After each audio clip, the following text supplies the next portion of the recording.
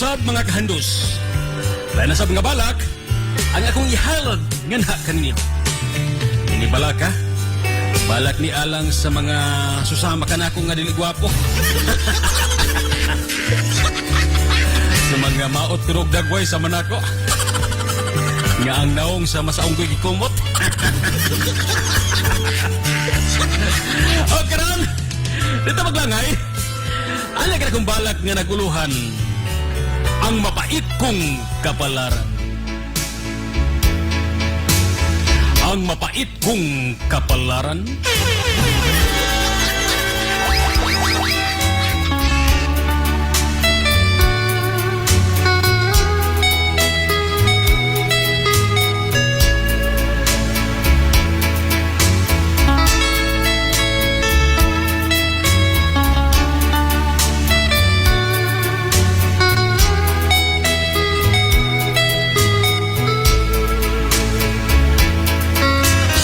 Na tao ibabaw ni ining kalibutan.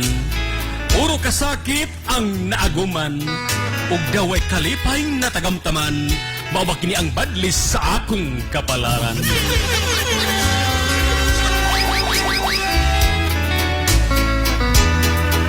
Mga kamot iisa na lang aron ipanghayhay, galamhan na puno sa pagmahay, maayo na rag kahay magpakamatay, aron ang tanan matibway.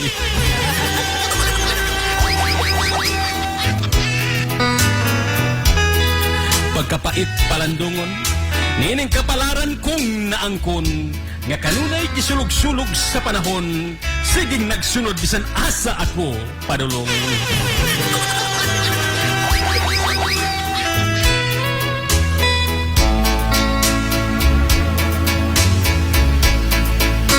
Sala ba di ay nga gipakataw ko sa akong mga ginikanan? Gikan sa sabakan sa akong inahan, nga walay kaambungan nga nahuptan, aron ikatandi kung ikatandi sa mga gwapo o hitsuraan.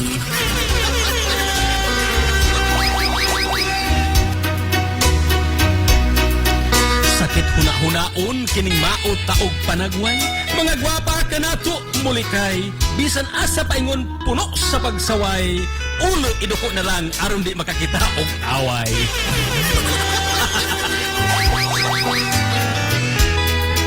Busa itugyan ko na lamang sa kahitasan ang mapait kong kapalaran. Basin mo abot ang kahikayunan, nga maangkon ko ang kalipay nga way katapusan.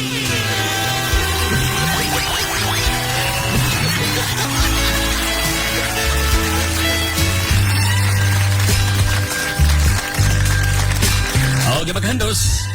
Mao kadto ang akong balak nga naguluhan ang mapait kong kapalaran.